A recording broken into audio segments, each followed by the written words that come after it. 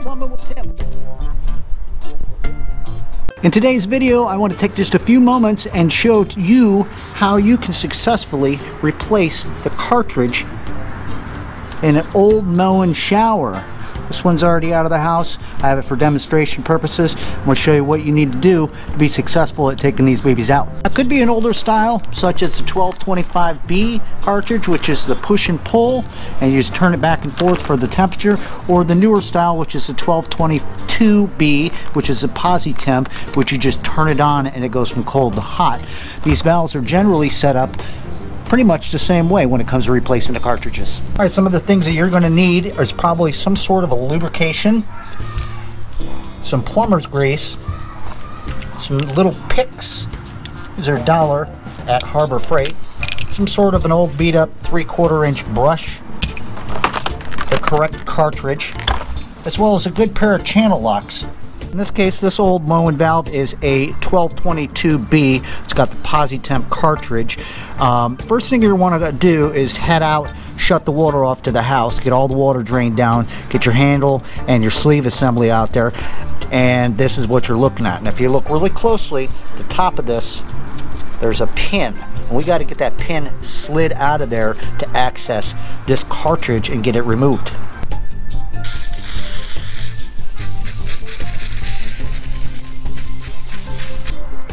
I'm going to take one of my little picks. See, it's got a little end on it like that, and we're going to hook it in the top of this pin like so. See that? And I'm going to pull upwards. There we go. There's the horseshoe pin that I'm talking about that holds these cartridges in. The posi temp ones are a little larger than the push and pulls, but don't lose this, because this is the retention clip that holds that cartridge into place. Alright, so you've guys seen me show you this tool in the past. This is a genuine Moen cartridge puller, made by Moen for Moen, and this is a necessity that you have to have pulling these cartridges out. The newer ones are kind of a little more cheaply made. I've had this one for about 20 years. It is solid steel and not like a cast aluminum or something like that. Let's show you how that works. Now, if you go ahead and take a look at your valve and stuff, you have a slotted area. What you want to do is you're going to want to take your Moen cartridge puller, and you're going to want to take and slide that thing to fit. Now, if you need to, unscrew that deal at the end, back your nut off some until you see that it's seated and saddled right in there against the cartridge like I have it. Once that's the case, you want to go ahead and take your end screw and screw it into the end of the cartridge until you know it's in there all the way. Next, we're going to take and we're going to start tightening this nut at the very top. Alright, until it gets about snug like so. At this point, that's when we need our channel locks. Now remember, this valve is usually in wall like this, and this is what you're going to end up seeing yourself doing.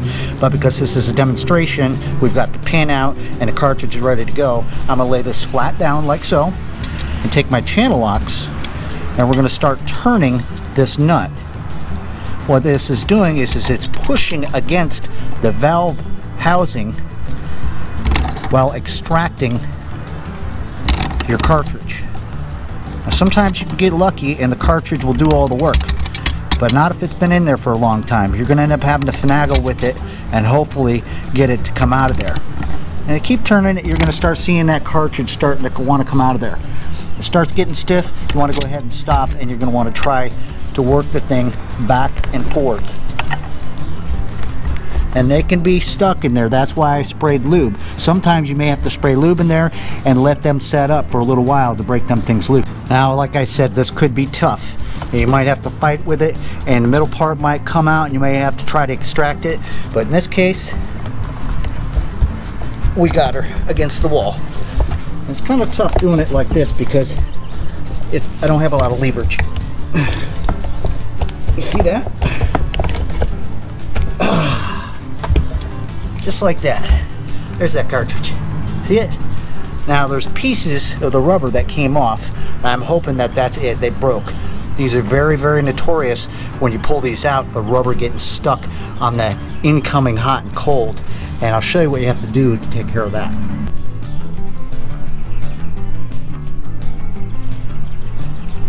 Make sure you have some sort of a flashlight. That way you can take a look up inside of the valve housing and make sure that all the rubber and parts are out of there, because you don't want to put the new cartridge in there and have something like a little piece of rubber like that stuck in there, because it'll create a void. And you put the new cartridge in, it's going to start leaking. Use your little pick if you have to. See if you can tug some pieces out of there. Looks like we came out pretty clean. Now it's time to reinstall the new cartridge. Alright, so here's the old valve as you see, and here's the new valve right here. Alright, so before we slide that puppy back in there, that's when we want to take and apply our grease to the rubber ends, as well as the O-ring that's on the top. That way it slides back into there without any kind of abrasion, and we have a nice slick fit. Now on these PosiTemp cartridges, the 1222Bs, on the very top you'll see an H and a C, hot and cold. On these valves, hot's supposed to be on the left hand side. So that's where we want the hot to be. So we're going to try to sit and slide this thing right back down into where it needs to be. Now if you need some assistance at this point, they usually send you this little adapter push piece that'll slide down over top of that, and then you can go ahead and you can take your cartridge puller and just press it into place. Pull the adapter back out of there. At this point we want to put that pin that we initially took out, and we're going to slide it back down through that opening at the top. Now if it kind of gives you a little bit of problem, see, there you go. Now I can take and just tap this thing back in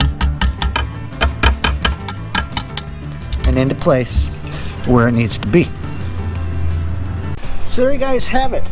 That's how you replace a Moen cartridge. Okay, now if you have problems and a piece of this breaks off inside of there, don't resort to putting a screwdriver in there, because if you end up putting it in there and you scratch or you gouge the inside of this valve housing, it'll never work. Now you created a void in the valve and it'll never seal and it'll leak every single time. Trust me.